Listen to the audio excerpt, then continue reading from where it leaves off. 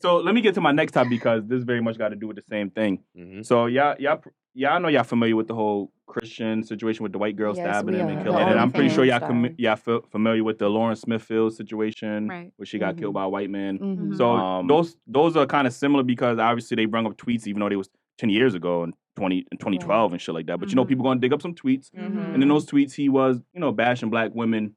And so when you see the comment, and then Lauren, her tweets or Facebook post wasn't that bad, but it was like, oh, I'm gonna get you a white man. Oh yeah, that's not that bad.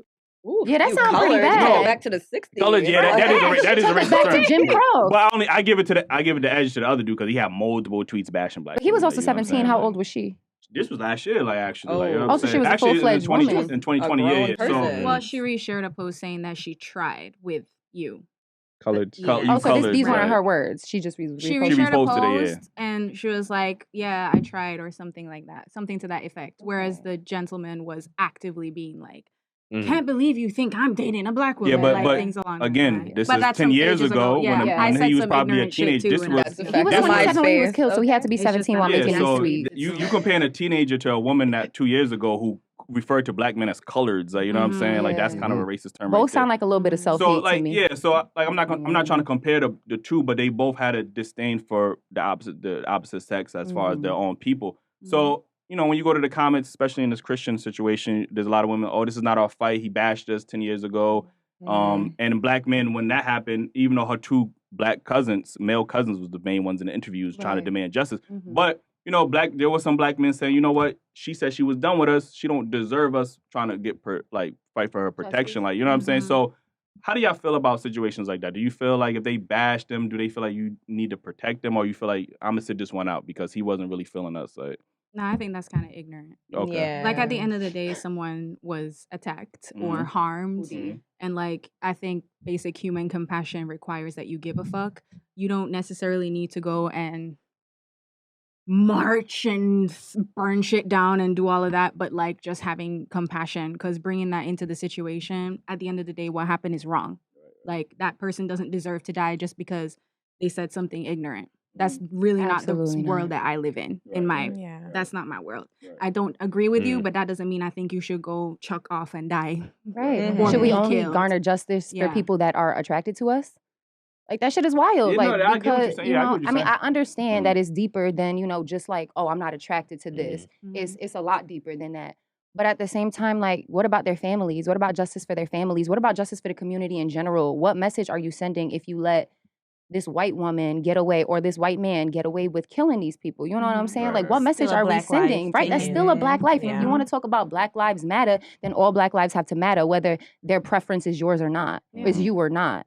You know what I'm saying? I'm not agreeing at all with what that man said, what that teenage boy said at 17, or what that woman said last year, or whatever the case may be. I'm not agreeing with either one of those things, but as Ash said, it's a basic human life. Black lives matter. You're going to have to, want to get justice for all the black lives. I don't understand that. That really is so confusing to me. Yeah, that's a fact because, that wasn't when I seen that Lauren Smith Fields, that if y'all was paying attention, that was like the third black woman that went on a date That's a within that month. Went on a date with a white, and these stories are getting swept under the rug. Like, you know what I mean? Like, so one of the issues I have with, black women will always say, we don't feel protected. There's not enough awareness.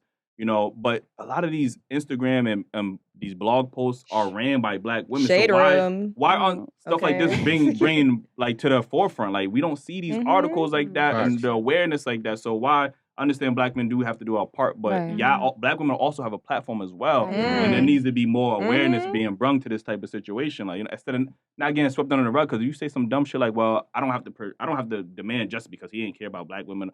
Like, they just gonna keep getting away with murder. Like, you know what I mean? Like, so she already is getting away with this. Yeah, she out with her little OnlyFans money, right? Running around Miami, drinking at bars.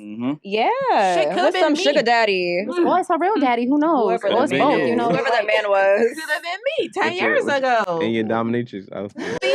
Strangled death. Oh no! So y'all hate white women? Oh no! Hold on. Wait, how you knew that? I watch y'all podcast. I mean, if I'm gonna Shout out to you for watching. You be with the snow bunnies. Dr. Umar is mad at you, honey. Dr. Umar is not having that. Arthur. Don't that sound suspicious?